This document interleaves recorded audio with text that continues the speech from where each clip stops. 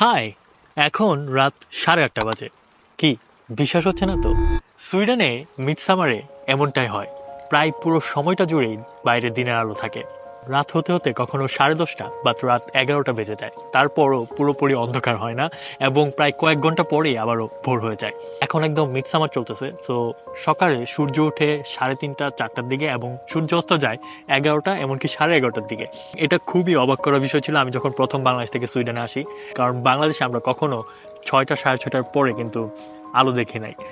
আর এখানে কখন যে দিন হয় কখন যে রাত হয় এই জিনিসটা আসলে বুঝতে পারি না। যাই হোক, আমি কিন্তু সুইডেনের নতুন একটা শহরে ঘুরতে এসেছি এবং এটার ব্লগ খুব শীঘ্রই আমার ইউটিউব চ্যানেলে চলে আসবে। সো আপনি যদি আমার চ্যানেলে এখনও সাবস্ক্রাইব করে না থাকেন তাহলে অবশ্যই সাবস্ক্রাইব করতে ভুলবেন না। চ্যানেলের লিঙ্ক আমার এই ভিডিওর কমেন্টে অথবা ক্যাপশনে দেওয়া থাকবে। তাছাড়া আপনি যদি ইউটিউবে ফারহান আরবিলিকে সার্চ করেন তাহলে আমার চ্যানেল পেয়ে যাবেন।